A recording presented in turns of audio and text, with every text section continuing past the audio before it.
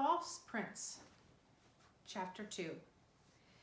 I awoke with my hands tied behind my back and lying in the bed of a wagon.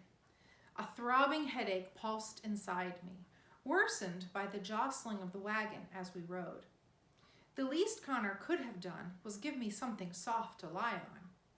I resisted the temptation to open my eyes until my situation became clearer. My wrists were tied behind my back with a coarse rope, one that might be used to lead a horse. If it was, then I wondered if the rope was a last-minute idea. Maybe Connor hadn't expected to be taking me by force. Connor should have come more prepared. This thick rope worked to my advantage. It was easier to loosen the knots.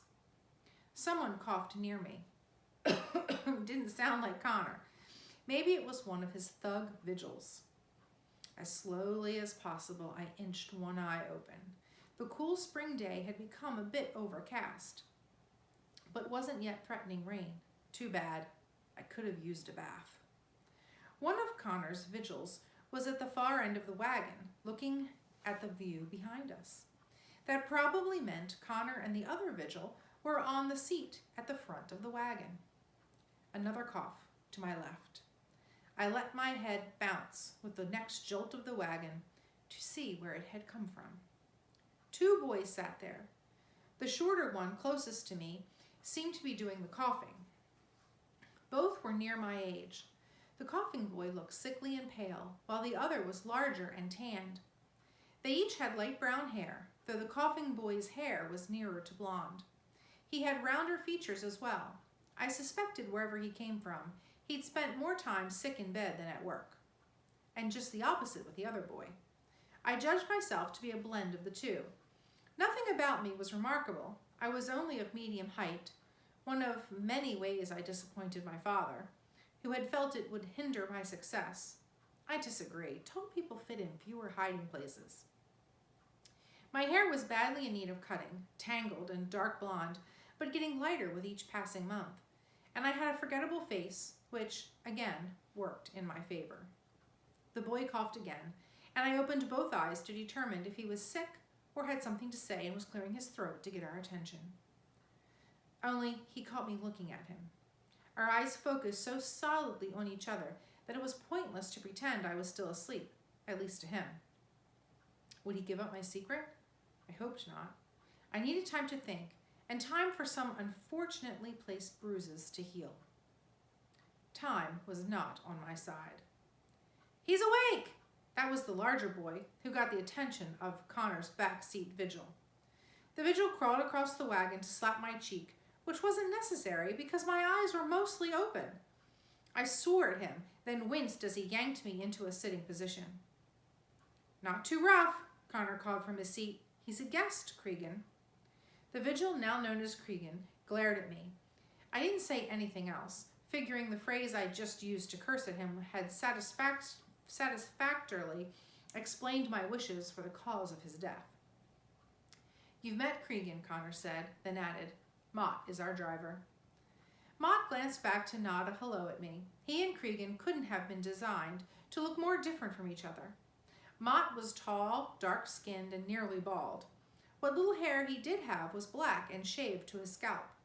He was the one by the tavern who tripped me when I was trying to escape the butcher.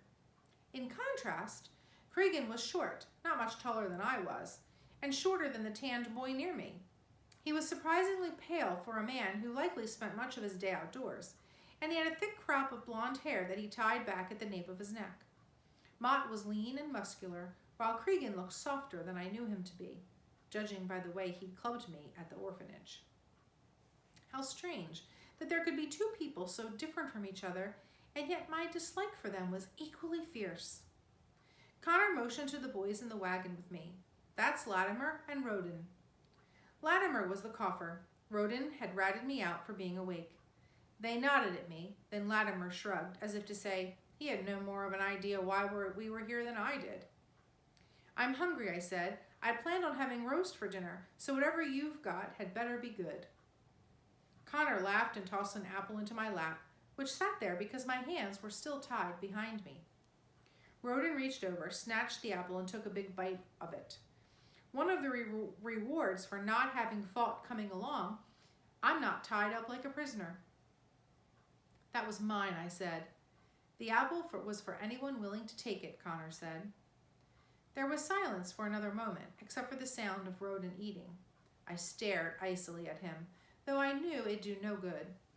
If he came from an orphanage as I did, he knew the rules of survival. Rule number 1 said you took food whenever it was available, as much as you could get. Neither of you fought Connor? I asked Latimer and Roden. Latimer shook his head and coughed. He probably didn't have the strength to fight. Roden leaned forward and wrapped his arms around his legs. I saw the orphanage you came from. It was 10 times the place I lived in. Then Connor comes and says if I cooperate, I could get a big reward. So, no, I didn't fight. You might have given me that nice speech instead of having hit me over the head, I told Connor. What's the reward? Connor didn't turn around to answer. Cooperate first, then we'll talk reward. Roden tossed his apple core from the cart. He didn't even have the decency to eat all of it. You can untie me now, I said. It probably wasn't going to be that easy, but there was no harm in asking. Connor answered, Mrs. Turbeldy warned me that you have a history of running away. Where'd you go? To church, of course, to confess my sins. Roden snorted a laugh, but Connor didn't seem to find the same humor. I can starve that blasphemy out of you, boy.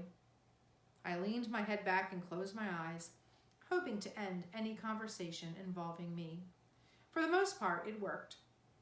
Roden said something about his devotion to the church, but I let it go. None of it mattered. I didn't plan on being here much longer. About an hour later, the wagon stopped in a small town I'd been to once before. It was named Gelvins.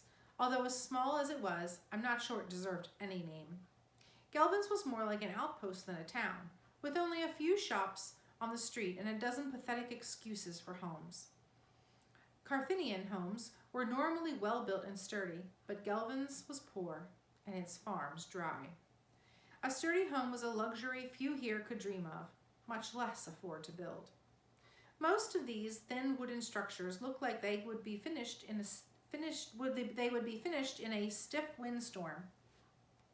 Our wagon had stopped in front of a shack with a small sign over the doorway identifying it as the Gelvins Charity Orphanage. I knew this place. I'd stayed here several months ago after Mrs. Turbeldy temporarily kicked me out. Connor took Mott with him and left Cregan to guard us. As soon as Connor left, Cregan jumped out of the wagon and said he was going to get a quick drink in the tavern and that he'd personally kill any boy who tried to escape. Another orphan? Roden asked. Connor's probably been to every orphanage in the country. What could he possibly want with all of us? You don't know? I asked. Latimer shrugged, but Roden said he's looking for one particular boy, but I don't know why. He won't want me. Latimer's voice was so quiet the snorting of our horses nearly drowned him out. I'm sick. Maybe he will, I said. We don't know what he wants. I plan on being whatever he wants, Roden said. I'm not going back to any orphanage, and I've got no future on the streets. Who is Bevan Connor? I asked. Do either of you know anything about him? I overheard him speaking to Master Grippings, who runs the orphanage where Roden and I lived, Latimer mumbled. He said he is a friend of the king's court. King Egbert? I shook my head. Connor's lying then. Everyone knows the king has no friends. Latimer shrugged. Friend or enemy, he convinced Master Grippings that he was here as a service to the king. But what does that have to do with us, I asked, a handful of orphaned boys. He just wants one boy, Roden reminded us. The rest of us will be cast away as soon as we become useless to Connor. He said as much to Master Grippings. Let me make it easier on you, I said to Roden. Untie me and I'll be on my way. That's one less boy to contend with. I'll do no such thing, Roden said. Do you think I want to be punished for your escape? Fine. But the knots are really tight. Could you just loosen them? Roden shook his head. If they're tight, it's because you irritated Connor's vigils and you probably deserve it.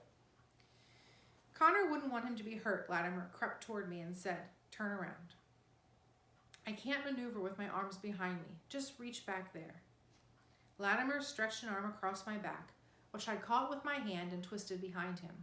Roden jumped up to one knee, startled, but with my other hand I slipped a noose over Latimer's neck and pulled it so that it was nearly tightened. Roden froze, waiting to see what I'd do next. Getting the rope off my wrists had been an easy matter. Knotting it into a noose had been trickier, although now was not the time to admire my handiwork. Roden didn't look impressed with my behind-the-back knot tying. Clearly, he'd never attempted something like that before. Or he would have been. Or maybe he just didn't want me to strangle Latimer in front of him. Not an inch closer to me, I warned Roden, or else I'll dump him over the side of the cart and you can describe to Connor the sound of his snapping neck.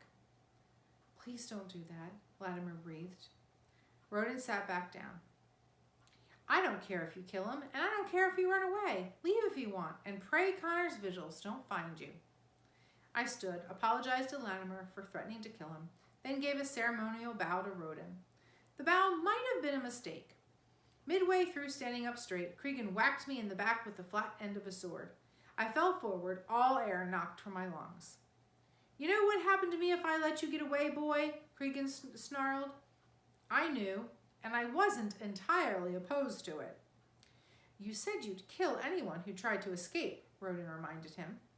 And so I will, Cregan baring his teeth when I turned to look at him.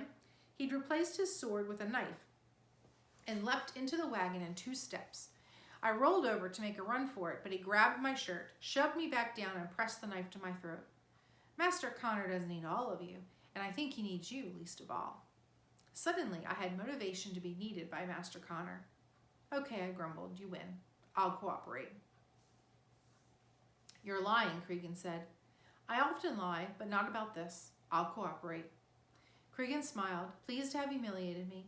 He replaced his knife in the sheath at his waist. Then they yanked me up by my collar and tossed me into the corner of the wagon. We'll see. A minute later, Connor returned to the wagon with Mott and a boy walking beside him. I squinted, certain I recognized him. He was tall and unusually thin. His hair was darker than both mine and Roden's, but his was stringy and straight and more in need of a trim than mine, if that was possible. The boy climbed dutifully into the back of the wagon. Connor glanced at my tied hands and then at the thin vein of blood trickling down my neck. He eyed Cregan. Any trouble? None, sir, Cregan responded. Only I believe you'll find Sage to be more cooperative now.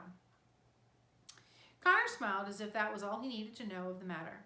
I'm glad to hear it. Boys, meet Tobias. He'll be joining us in our quest. What quest? I asked. Connor shook his head.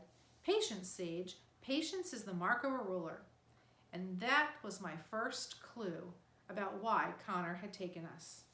We were all in terrible danger. And that is the end of chapter 2.